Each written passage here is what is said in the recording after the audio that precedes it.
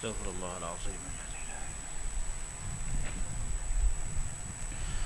Assalamualaikum warahmatullahi ta'ala wabarakatuh. Alhamdulillahi rabbil alamin. Wassalatu wassalamu ala ashrafil anbiya'i wal mursalin wa ala alihi wa sahbihi ajma'in.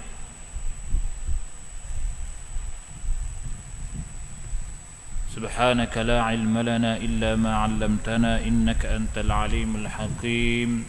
Wa la hawla wa la quwwata illa billahil aliyyil azim.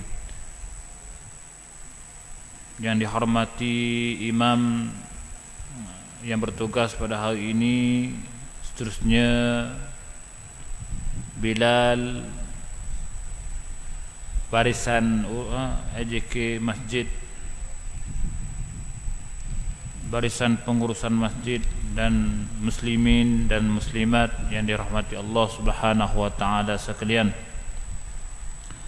Pertama dan selama-lamanya bersyukur kita kepada Allah Subhanahu wa taala kerana Allah Subhanahu wa taala telah menghidupkan hati-hati kita pada hari ini untuk kita terus beribadat kepada Allah Subhanahu wa taala, untuk kita menggunakan saki-baki kehidupan kita ini dengan perkara-perkara yang baik,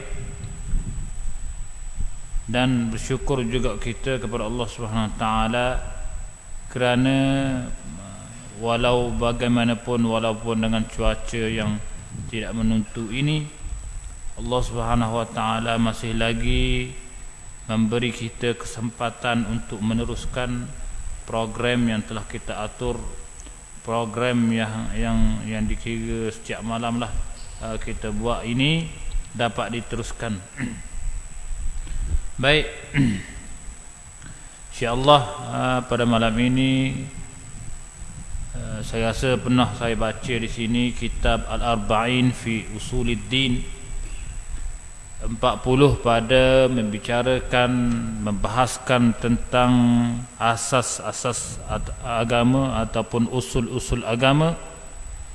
InsyaAllah kita sambung balik perbincangan yang lepas, iaitu berkenaan dengan tajuk tawakul. Sebelum kita menyambung tajuk kita ini, suka saya mengulang balik apakah yang telah kita bahaskan yang lepas.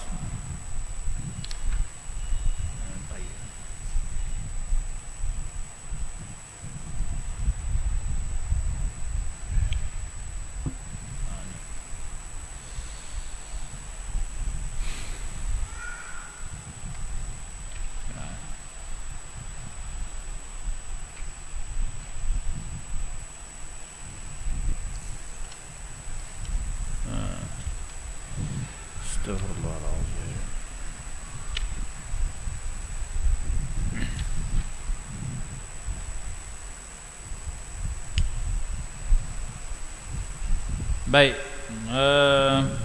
tajuk tawakul ialah kita berserah diri sebulak-bulaknya urusan kita kepada Allah Subhanahu wa taala. Segala perkara yang kita nak buat, segala perkara yang kita putuskan, yang kita nak lakukan, perlulah kita berserah diri sebulak-bulaknya pada Allah Subhanahu wa taala. Itu tawakul. Lalu perbincangan yang lepas, Imam Ghazali telah membahaskan beberapa dalil ataupun beberapa hujjah berkenaan dengan kuatnya manusia ini perlu bertawakal pada Allah Subhanahu wa taala. Seperti mana firman Allah Subhanahu wa taala, wa 'alallahi falyatawakkalul mutawakkilun. Dan kepada Allah Subhanahu wa taala sahajalah manusia ini perlu bertawakal pada Allah Subhanahu wa taala. Perlu berserah diri pada Allah Subhanahu wa taala. Jangan kita berserah satu-satu urusan itu kepada makhluk, kerana makhluk tidak memiliki kuasa, tidak memiliki apa yang kita miliki. Apa yang kita nak, makhluk tidak memiliki apa yang kita nak. Seperti mana firman Allah Subhanahu wa taala, innal ladzina ta'buduna min dunillah la yamlikuna lakum rizqa fabtaghu 'indallahir rizqa. Sesungguhnya orang-orang yang bergantung harap, orang-orang yang menyembah selain pada Allah Subhanahu wa taala, la yamlikuna lakum rizqa, tidaklah yang mereka harapkan itu memiliki akan rezeki. Fabtaghu 'indallahir rizqa, maka carilah rezeki di sisi Allah Subhanahu wa taala. Lalu insan yang paling kuat sekali tawakal, paling kuat sekali, paling bersungguh-sungguh sekali bertawakal adalah Rasulullah sallallahu alaihi wasallam. Kerana ada dalam satu hadis, wa kana Rasulullah sallallahu alaihi wasallam idza asaba ahlahu khasasatun qala qumu ila shalah. Adalah ketika mana Rasulullah sallallahu alaihi wasallam ini ditimpa musibah, ketiadaan makanan rumah dia, ketiadaan makanan, ditimpa musibah oleh keluarganya, tak ada makanan dalam rumah dia. Lalu apakah Rasulullah jawab? Qumu ila shalah, suruh keluarga dia sembahyang. Kalau kita tak ada makanan rumah hari ni, isteri kita kata, hari ni tak ada beras hari ni, kalau kita kena pergi kerja lah, pergi kerja, ataupun orang tak ada makanan, kita kena kerja lah, pergi kerja lah, cari makanan. Tetapi Rasulullah sallallahu alaihi wasallam cara dia lain. Tak ada makanan, suruh keluarga dia sembahyang dulu. Itu insan yang kuat, paling kuat tawakal ialah Rasulullah sallallahu alaihi wasallam. Kita tak sapa maqam dia, maka kita kata, tak sapa martabat dia, maka kita kata peliklah. Tak ada makanan sembahyang, tak ada makanan sembahyang. Dalam sejadah, bawah sejadah ada duit ke? Ada. Bawah jadah ada makanan ke? Ada. Kalau kita tak sapa maqam ni, maka kita akan jadi hairan. Tapi ingatlah bahawasanya orang yang kuat tawakal ini, bagi dia dunia ini baginya adalah kecil sahaja. Lalu Imam Ghazali sebut dalam kitab ini, tawakal, hakikat tawakal ini adalah ibaratun an halatin tasduru anit tauhidi wa yadhharu atharuha 'ala al-a'mal. Hakikat tawakal ni apa dia? Satu ibarat daripada kelakuan hati yang lahir daripada tauhid yang kuat. Satu ibarat daripada kelakuan hati. Kelakuan hati itu asal daripada tauhid yang kuat. Wa yadhharu atharuha 'ala al-a'mal, dan dizahirkan kesan hati tadi, kesan kelakuan hati tadi dengan amal. Apabila kemah ada tauhid dalam hati kita ini, maka kesan dia daripada amal kita. Amal macam mana? Segala perkara kita akan berserah diri pada Allah SWT. Lalu perangai kita pun berbeza dengan orang lain, orang yang kuat tauhid ni. Selalu rasa nak beribadat pada Allah Subhanahu Wa Taala. Orang yang kuat tauhid selalu nak beribadat pada Allah Subhanahu Wa Taala, kerana dia memikirkan bahawasanya dunia ini kecil, bahawasanya akhirat itu adalah tempat yang kekal untuk dia kembali. Dia percaya betul-betul dengan hari akhirat. Dia percaya betul-betul dengan hari pembalasan. Lalu orang-orang ini kesan dia dizahirkan. Orang yang kuat tauhid ini kesan dia dizahir dengan amal. Mereka akan selalu buat ibadat, selalu nak bersedekah, selalu nak tolong orang. apabila timpa musibah maka serah urusan itu pada Allah Subhanahu wa taala. Itu. Lalu Imam Ghazali sambung lagi, tawakal ini ada 3 rukun.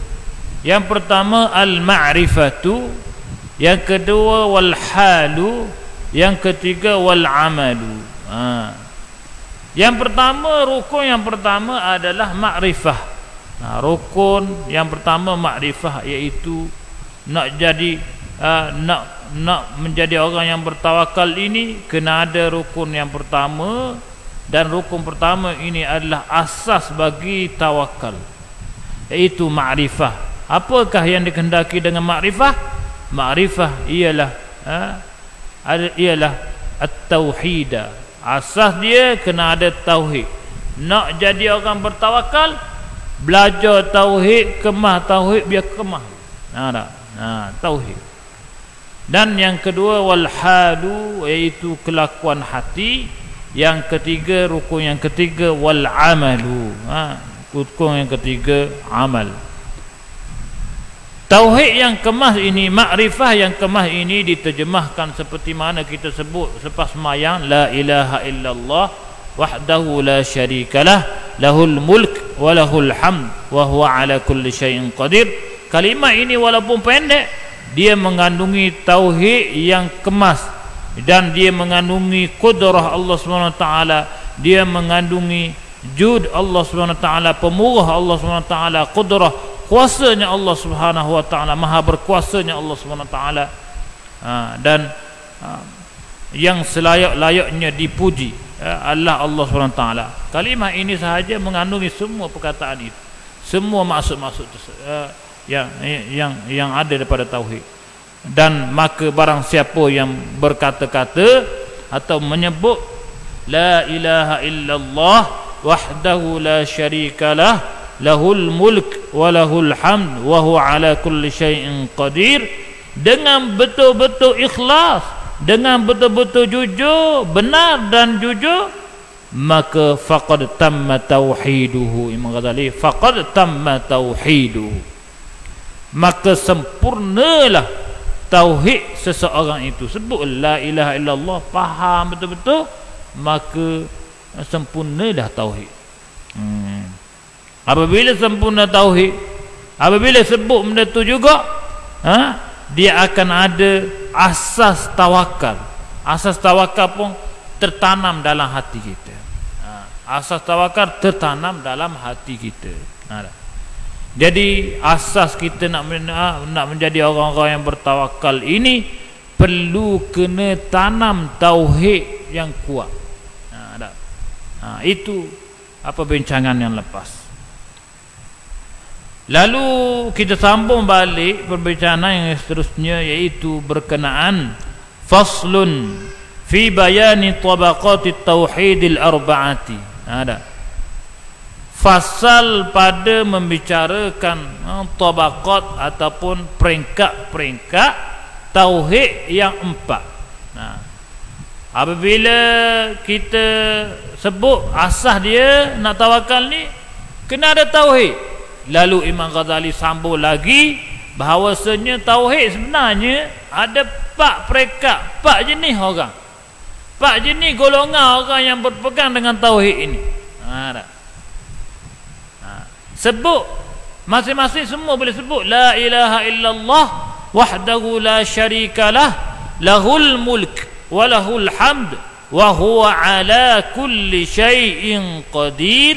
Semua boleh sebut, tetapi dia terbahagi kepada 4 golongan. Apabila sebut perkataan itu, terbahagi kepada 4 golongan.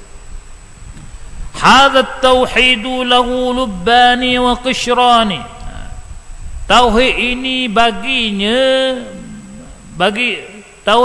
baginya lubbanin wa qishranin. Hu ni kembali dhamir sya'n.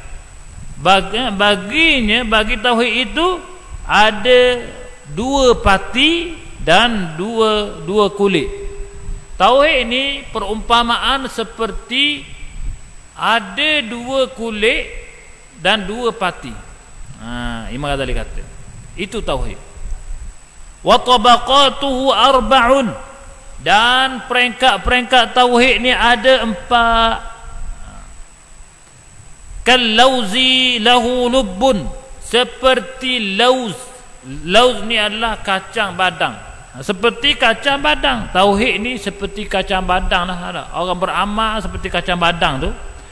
Lahu lubbun, baginya ada pati. Kacang badang tu ada pati dia. Pati ni minyak hok paling pekat sekali. Tu pati, bukan parti. Minyak paling pekat sekali. Summa duhnu lubbihi, kemudian dalam pati tersebut ada minyak daripada pati-pati. Maksudnya daripada pati tersebut ada lapisan pula. Lapisan pula pati yang pekat lagi duduk dalam. Ada. Imam Ghazali wa andaya. Wal qishratul ulya kishrul kishrihi, dan kulit ulya, kulit luar, dan kulit daripada kulit luar itu maksudnya ada kulit lapisan yang kedua. Daripada kulit luar ada, daripada kulit luar ada kulit daripada kulit tersebut. Maksudnya ada lapisan kedua. Kulit luar ada lapisan kedua, iaitu kulit dalam. Itulah yang digambarkan tauhid. Tauhid itu digambarkan oleh Imam Ghazali begitu.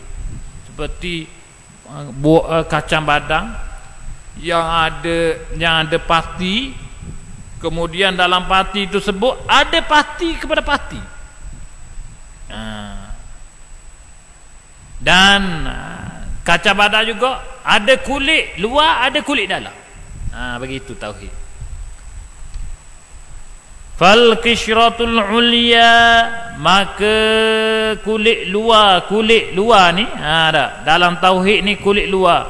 Al qawlu bil lisanil mujarradu, seperti kata-kata dengan lidah semata-mata, sebut dengan lidah je.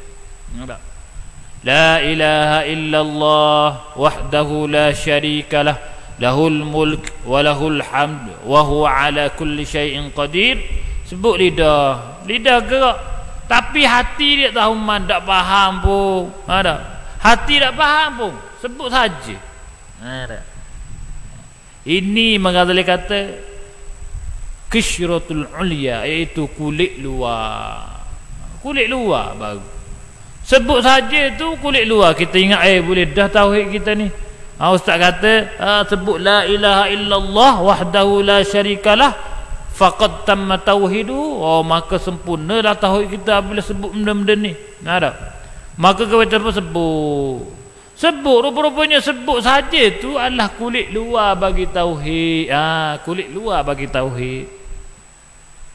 Wa huwa imanul munafiqin, dan dia ni iman munafiqin, iman seorang yang munafik. Maksudnya dia ada lagi benda-benda cabang-cabang lain. Iman munafik. Sebut benda lain, lepas tu tindakan benda lain. Itu iman munafik. Seperti kita lah kita orang rumah suruh pergi beli buahnya. Dah kita tak ada pergi beli buahnya ni. Lalu kita pergi ke daruci, nampak orang duk belah buahnya. Kerah ngetombok tu dia belah buahnya. Satu buahnya dia nampak lepo. Bulak molek sabuk buahnya tah di tepi. Lepas tu satu lagi dia bubur dalam bekas. Dalam bekas satu lagi buahnya kan bila koyak dia tak hak molek, tak dalam bekas. Hak tu dia tak luar. Tapi comel nampak luar pun. Nampak bulak molek Arab. Lalu kita ni hak tak tahu jahil, tak pernah pergi tolong orang rumah, orang suruh beli buahnya, lalu ambil kulit, ambil sabuk. Kita ingatkan ni buahnya dah. Balik rumah, nyek-nyek balik rumah, naik motor balik rumah, siapa rumah kena belebel ke bini. Orang suruh beli buahnya, bukan sabuknya. Kan ni buahnya ni, bukan ni kulit baru. Begitu. Ni kulit baru. Kena marah ke orang rumah. Begitulah kita ingat ke kita boleh isi dah duduk zikir la ilaha illallah wahdahu la syarikalah lahul mulk wa lahul hamd wa huwa ala kulli syai'in qadir. Zikir dengan mulut semata-mata kita ingat kita boleh isi dah, rupanya boleh kulit baru. Boleh kulit baru. Begitulah. Peringkat pertama orang zikir ataupun sebut perkataan ini boleh kulit, kulit luar. Wasaniyatu, peringkat yang kedua, orang yang beriman, orang yang nak kemah tauhid ni ada peringkat yang kedua, al-i'tiqadu bil qalbi jazman. Beriman ataupun percaya dengan hati semata-mata, dengan tulus. Percaya tauhid itu dengan hati semata-mata. Ia tak sebut pun la ilaha illallah wahdahu la syarikalah, tetapi dia tahu bahawasanya maksud la ilaha illallah wahdahu la syarikalah, maksud itu, lalu dia percaya dengan hati. Ini peringkat kedua, dia percaya dengan hati. Tauhid dia faham dengan hati. Wa huwa darajatul awamil khalqi, dan dia ini adalah peringkat orang awam. Orang awam ni dia kadang-kadang disebut dan dia faham dalam hati. Ini orang awam, peringkat orang awam begini. Faham la ilaha illallah, tiada Tuhan yang selayaknya disembah melainkan Allah Subhanahu wa taala. Dia faham dengan hati. Ini peringkat kedua. Orang awam ni peringkat kedua. Wad darajatul mutakallimina, dan darajat mutakallimin pun rupa-rupanya darajat mutakallimin pun masih lagi peringkat yang kedua. Imam Ghazali kata mutakallimin ni apa dia? Mutakallimin ni orang yang boleh menghuraikan dari segi tauhid itu dengan baik. Apabila orang kata Allah ni wujud, dia boleh hurai semua. Allah ni qidam, maka boleh hurai. Mutakallimin, orang yang ada kemampuan menghuraikan tauhid. Masih lagi peringkat yang kedua yang mengatakan idz la yatamayyazu 'anil 'awami, ketika mana tidak ada beza dengan orang awam, illa bi ma'rifatil hilati fi daf'i tashwishil mubtadi'ati an hadhihi al-i'tiqadat. Kecuali dia tak ada beza dengan orang awam, kecuali dia mengetahui huraian hilayati, huraian untuk menahan daripada orang-orang yang buat bid'ah dari segi ketauhidan Allah SWT ini. Dia boleh tahan, dia boleh tepis. Maksudnya apabila orang kata Allah wujud, maka dia boleh sangka daripada was-was orang ramai yang berkenaan dengan bersalahan dengan Allah SWT. Dia boleh sangkal itu adalah orang mutakallimin, dia boleh sangkal. Tetapi masih lagi Imam Ghazali kata masih lagi dia ni mutakallimin ni peringkat yang kedua. Peringkat yang kedua keimanan dia. Dah kita ingat mutakallimin ni orang hebat dah. Masih lagi peringkat kedua. Imam Ghazali kata as-salisatu, orang yang kemah tauhid, yang sempurna tauhid. Yang ketiga, peringkat yang ketiga pula, golongan yang ketiga ni, wahiyal lubbu. Wahiyal lubbu. Peringkat yang ketiga adalah orang yang faham tauhid, yang wahiyal lubbu, iaitu dapat dapati dia. Ni dapat pati. Tadi kulit luar, mula-mula tadi sebut saja. Lepas tu orang i'tiqad dalam hati saja, ataupun i'tiqad dengan mulut dan hati saja, boleh kulit dalam.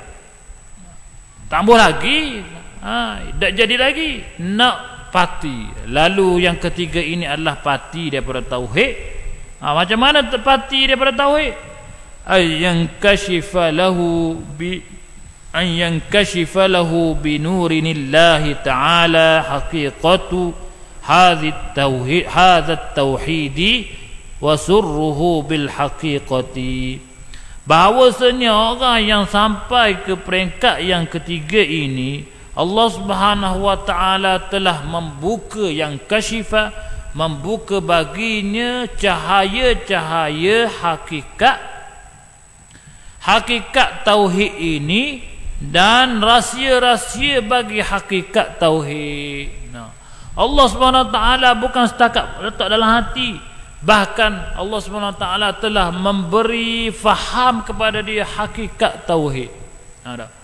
Apabila orang kata Allah ni wujud, maka dia faham bahawasanya bukti Allah Subhanahu wa taala ni wujud telah terbukti luas. Dia ada kefahaman yang comel berkenaan dengan hakikat tauhid. Ini pekat yang ketiga, boleh pati. Wadzalika bi an yara al-ashya' al-katsirata wa ya'lam annaha bi jumlatiha sadirun an fa'ilin wahidin. Dan yang demikian ini orang yang dapat pati daripada tauhid ini dengan bahawasanya melihat sesuatu yang banyak dan mengetahui bahawasanya hak banyak dia nampak pokok, dia nampak langit, dia nampak manusia, dia nampak haiwan, dan mengetahui bahawasanya wa ya'lama annaha bi jumlatiha, dan mengetahui bahawasanya pokok, tumbuhan, sayur-sayuran itu daripada jumlah ataupun kumpulan tumbuh-tumbuhan.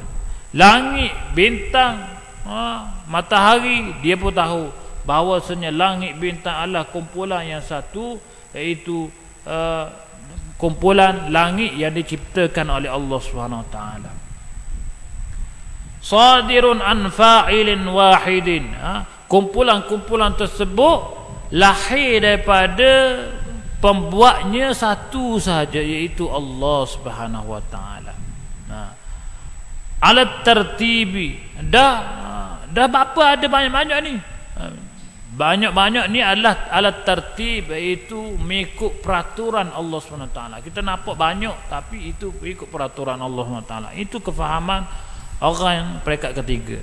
Wadzalika bi an ya'rifa salsilata, dan demikian juga bahawasanya orang yang peringkat ketiga ni dapat pati ni mengetahui salsilatul asbabi, salsilah rantaian asbab, wa kaifiyat taslisiha, dan kaifiat rantaian tersebut. Seperti kita ni apabila demam kena makan ubat, apabila demam makan ubat. Lalu apabila kita orang yang peringkat ketiga ini dia tahu bahawasanya bukanlah ubat itu salsilah ataupun bukanlah ubat itu menyembuh, bahkan ubat itu adalah rantaian sahaja, yang menyembuhkan adalah Allah Subhanahu wa taala. Itu maksud salsilatul asbab, yang menyembuhkan Allah Subhanahu wa taala sahaja.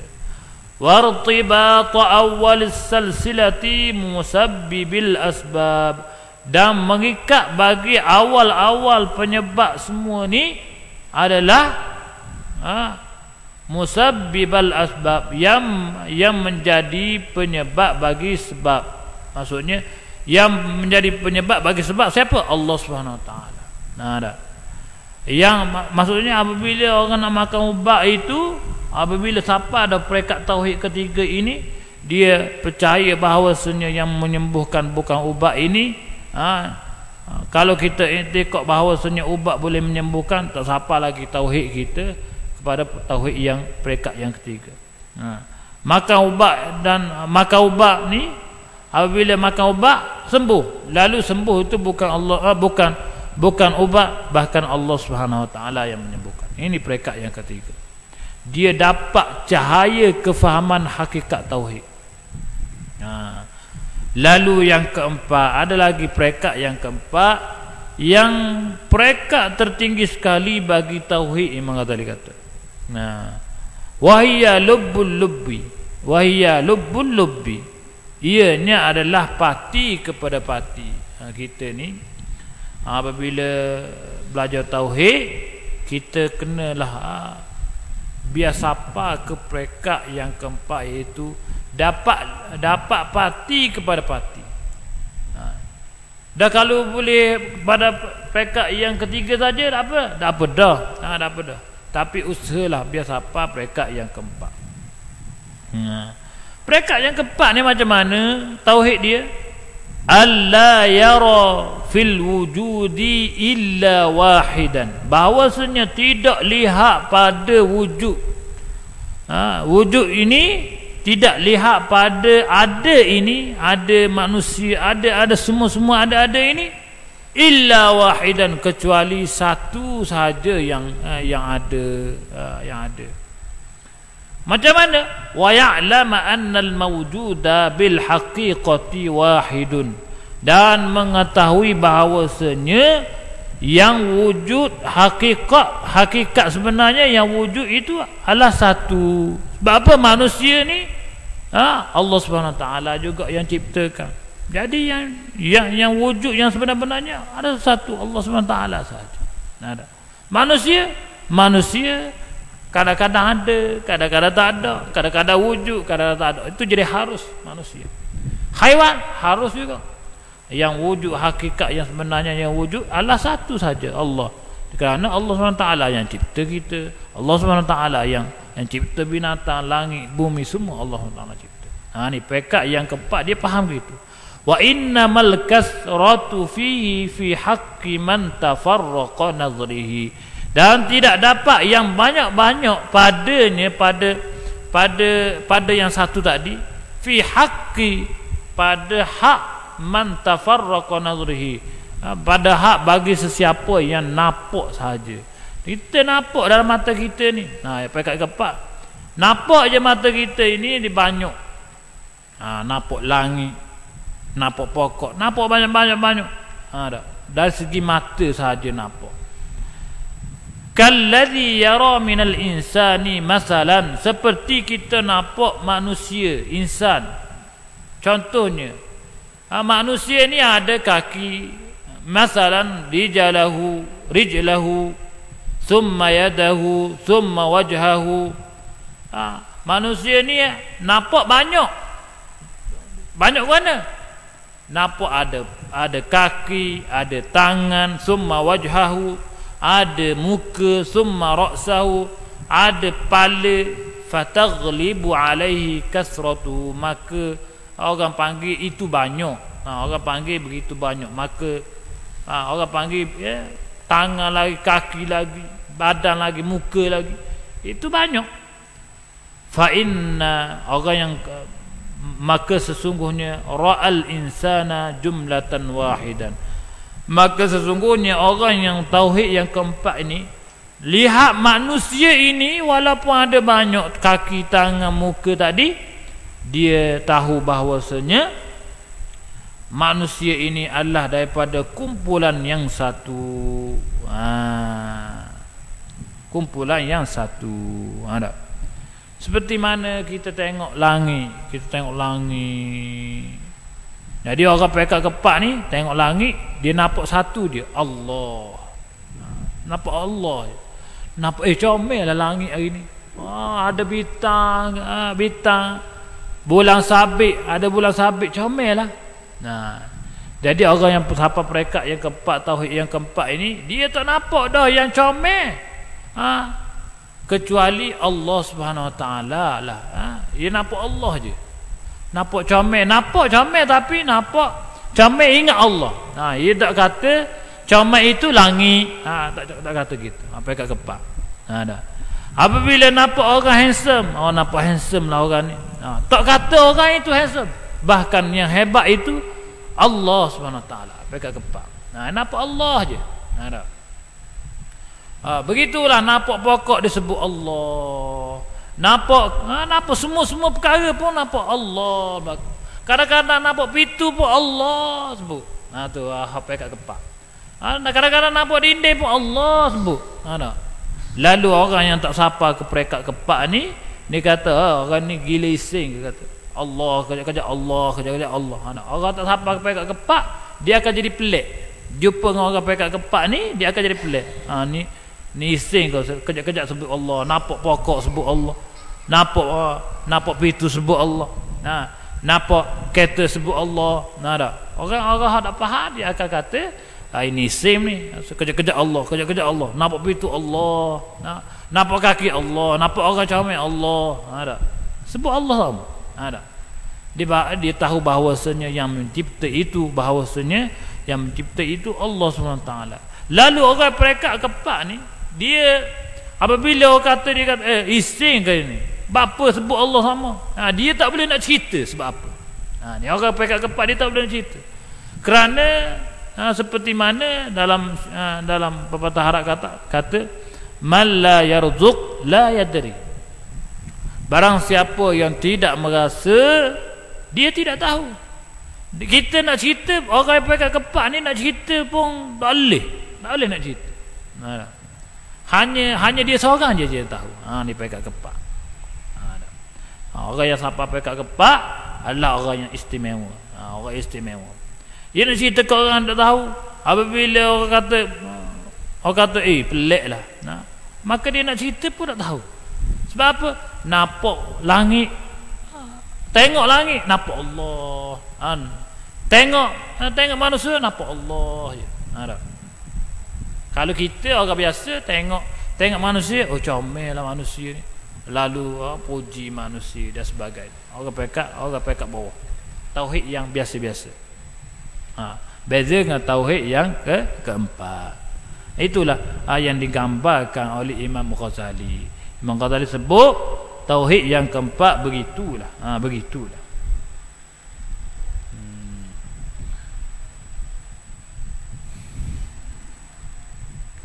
Lam yakhtur bi balihi al-ahidu bal kana kamudriki syai'il wahid. Dan tidak membahagikan yang lain itu kecuali dia tengok perkara itu satu sahaja. Bal kana mudriki syai'i al-wahidi. Bahkan seperti yang gerak-gerak sesuatu itu, yang membuat sesuatu itu, yang nampak banyak itu adalah satu daripada yang satu sahaja, itu Allah SWT. Fakadzalikal muwahhidu la yufarriqu nadhrahu ru'yatus samai. Baru masuk. Okey, saya beritahu ni. Maka begitulah menyatukan ataupun melihat satunya, la yufarriqu nadhrihi, tidak memecah-mecahkan pada pandangannya. Orang pekat kepak ni, dia tak nampak banyak. Walaupun benda tu banyak, dia tak nampak banyak.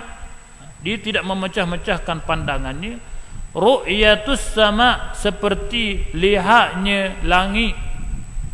Wal ardi, dan lihatnya bumi. Wasairil mawjudat, dan melihat sekalian yang ada ini.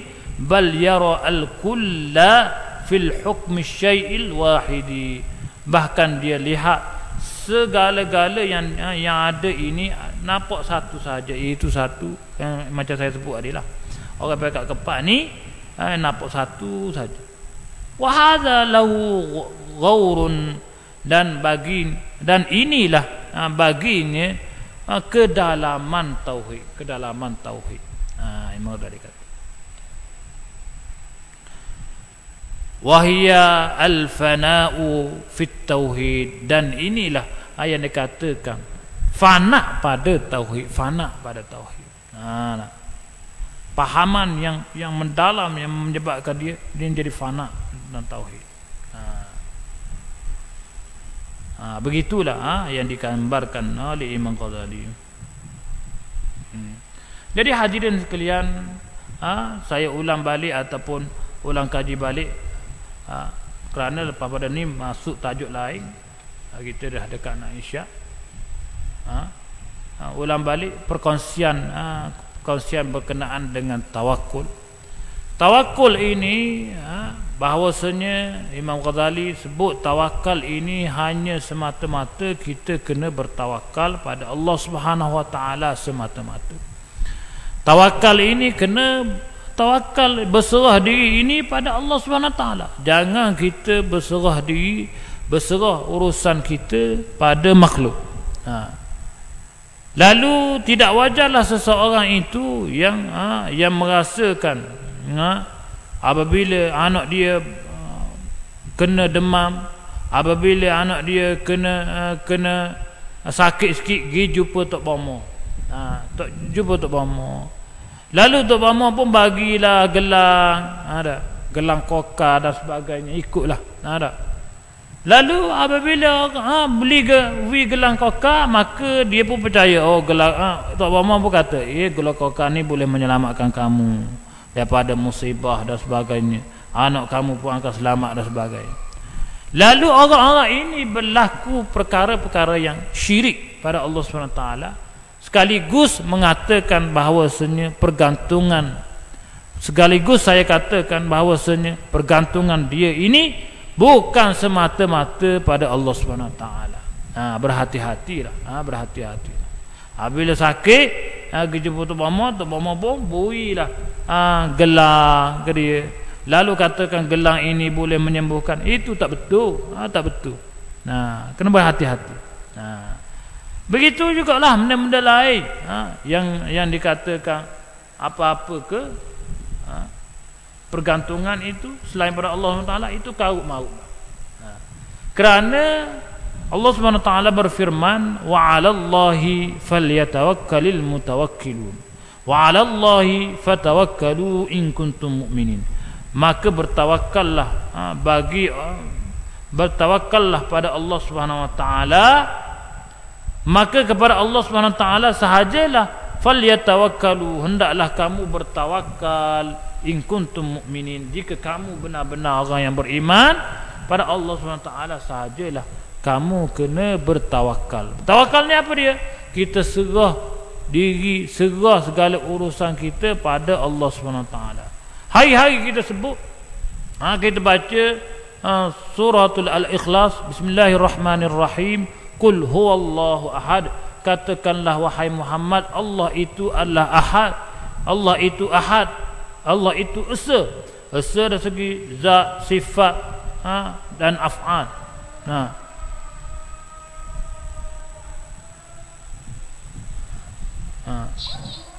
Apa saya tengok jam tu,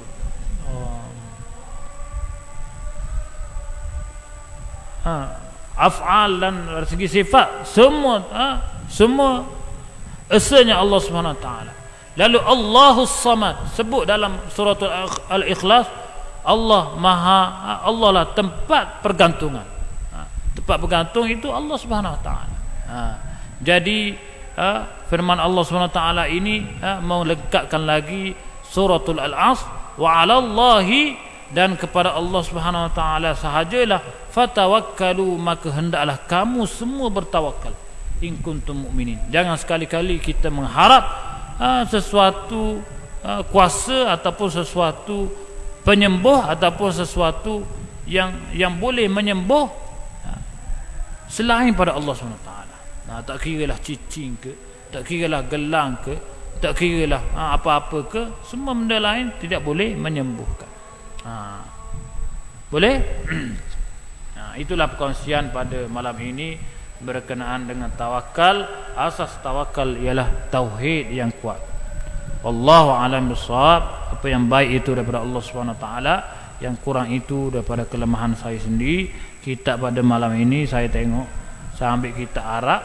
Mudah-mudahan kitab yang asal ini boleh menerangkan kita, memberi penerangan yang sebenar.